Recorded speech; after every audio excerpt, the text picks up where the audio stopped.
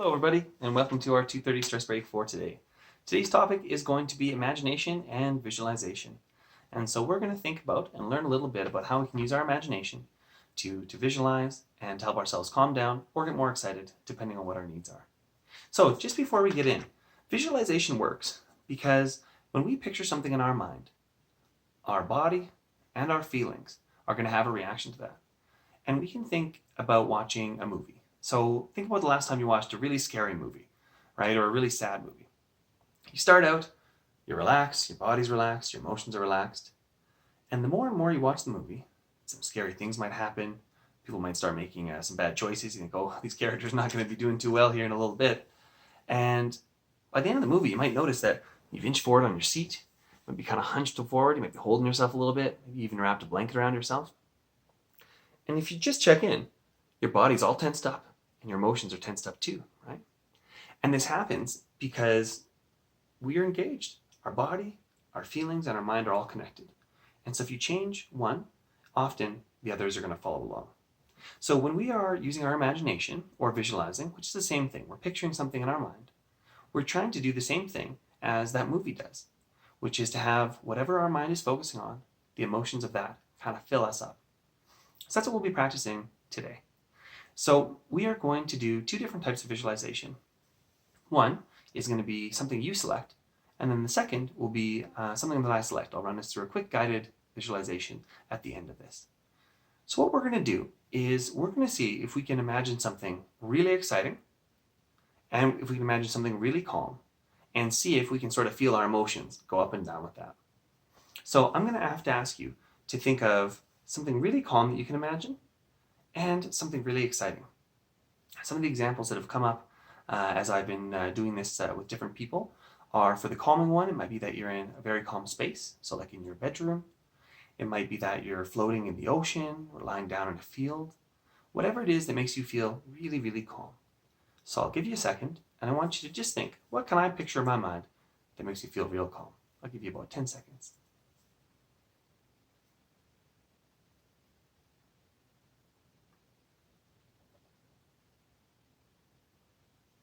All right.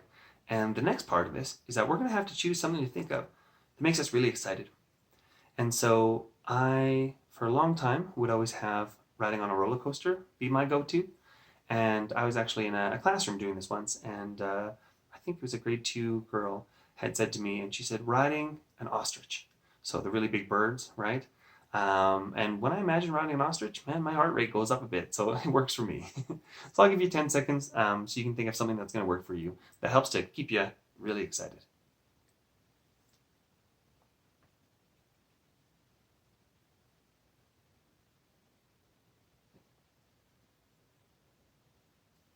Okay, so what we're going to do is we are going to have 3 steps to this process. First, we're going to spend 30 seconds imagining that really calm thing. We'll spend the next 30 seconds imagining something really exciting. And then the final 30 seconds will be something really calming again. So if we imagine our emotions are here to begin with, hopefully we'll see them kind of calm down for the first, rise up and get excited for the second, and then finish off back in being calm. Why I like to try to see if we can move our emotions up or down is because mental health and staying healthy emotionally isn't always about being calm, right? But it's about there being a good fit between us and our environment. So we can't obviously always choose what we're doing and when, but we can fit our emotions into that environment as best we can.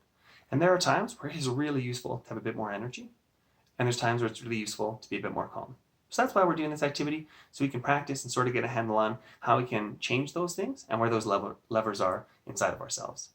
So all you need to do is get in a comfortable position. You can do this with your eyes opened or closed, but I do think that the more we're able to block out outside stimulus, so closing our eyes, being in a quiet space, the easier it is for us to focus on our imagination. Okay, and so right before we go through this, I just want to let you know that it's okay to be distracted. It happens for all of us, right? If you find that your mind is wandering, that's okay. Just remind yourself what you want to focus on. And that, you know what, this is going to improve over time.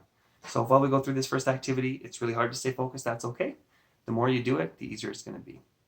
So if you remember your first calm thing, we're going to spend 30 seconds thinking of the most calm thing we can and just imagine that. And I'll do it too. So we'll start now.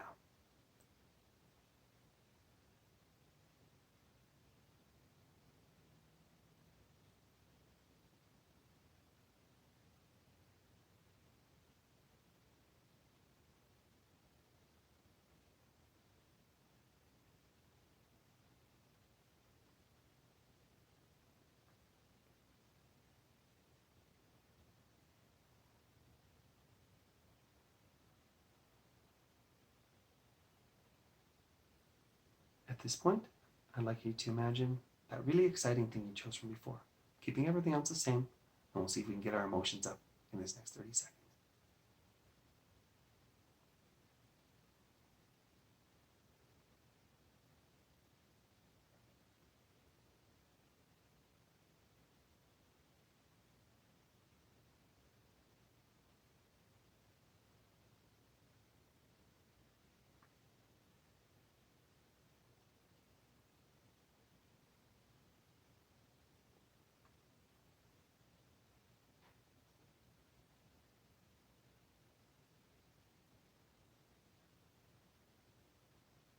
Wonderful.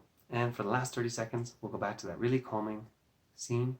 We'll imagine it as much as we can and get those feelings calm back.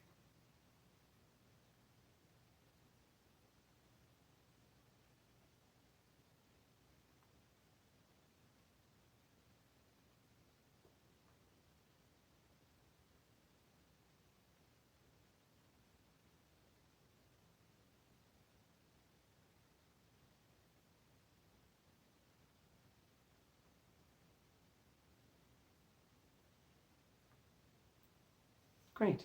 So you can open up your eyes. Just check in with yourself, see how you're feeling. See if you noticed during that time that you got a little calmer, a little more excited, and a little calmer. The more and more you practice these kinds of skills, the easier it gets and the quicker it gets as well. So if you noticed even a little bit of emotional movement, this will definitely be something that works for you with a little bit of practice. So to finish off our activity for today, I'm going to lead us through a minute or two, very quick, little guided visualization. Some people like to identify for themselves what they want to think of, and for others, they don't mind when somebody else kind of leads them through. And there's lots of guided meditations, good ones online, and so this will give you just a little taste to see if that's something you'd like to do. So to prepare for this, if you could, just like before, make sure you're in a comfortable environment, that you don't need to do anything in the next couple minutes, and to close your eyes, and we'll get started here. Excuse me. So, to start, I ask that we take a nice deep breath and blow it out fully.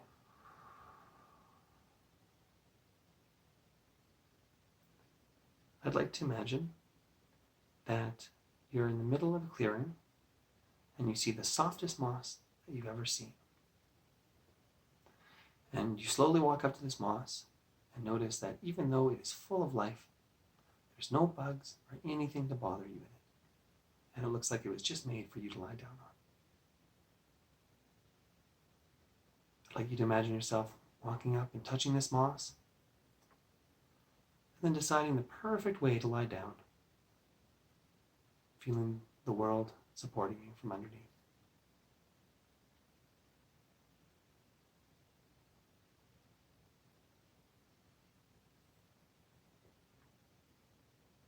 As you open up your eyes and look to the sky, you're able to see a bright blue sky.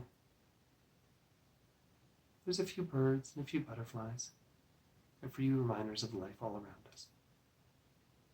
And as you look up, there's a light breeze flowing through the trees, and you're able to just watch their movement go back and forth, and back and forth. We'll stay for a little bit in this place.